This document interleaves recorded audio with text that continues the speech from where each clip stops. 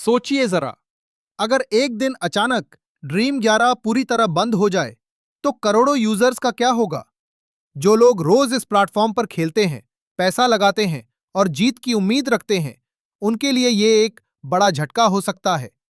आज ड्रीम 11 को लेकर जो माहौल बना हुआ है वो पहले जैसा बिल्कुल नहीं रहा है। लगातार ड्रीम 11 पर सवाल उठ रहे हैं, कभी कानूनी वजहों से तो कभी कोर्ट की सुनवाई को लेकर।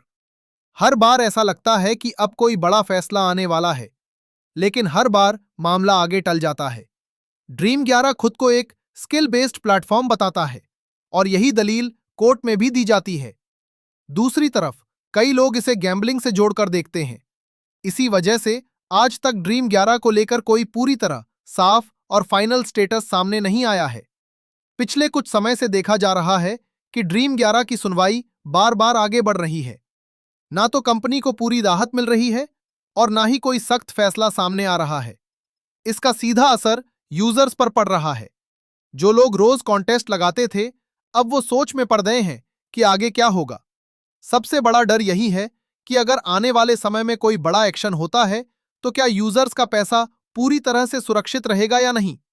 सरकार और सिस्टम की नजर फर्जी और रियल मनी ऐप्स पर पहले से ज्यादा तेज हो चुकी है। कुछ जगहों पर सख्ती भी हो चुकी है और बाकी राज्यों में नियम बदलने की बातें चल रही हैं।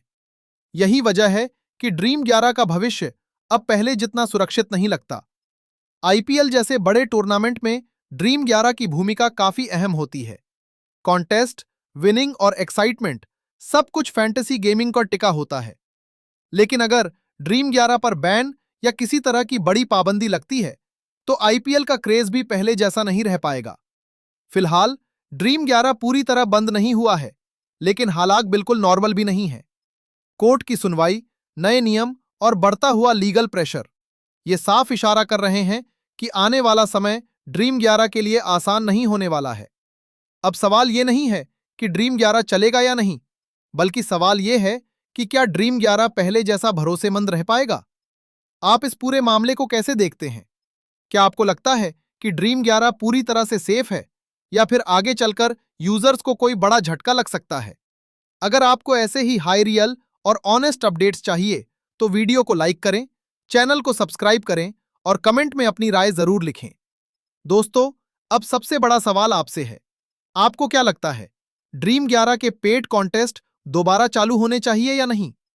क्या इससे खिलाड़ियों को फायदा होता है या नुकसान? अपनी राय जरूर बताइए। साथ ही ये भी बताइए कि मोदी सरकार ने ड्रीम 11 के पेड कॉन्टेस्ट बंद करके अच्छा फैसला लिया या नहीं। कुछ लोगों का मानना है कि इससे आम यूजर्स को नुकसान से बचाया गया, खासकर उन लोगों को जो बिना जानकारी के पैसा लगा देते थे। वहीं दूसरी तरफ कई लोग ये भी कहते हैं कि ये स्किल बेस्ड गेम है और इसे बंद करना सही नहीं था। अब फैसला आपकी सोच पर है। क्या ये कदम जनता के हित में था या फिर जरूरत से ज्यादा सख्ती? नीचे कमेंट में अपनी साफ और ईमानदार राय जरूर लिखें ताकि पता चल सके कि पब्लिक क्या सोचती है।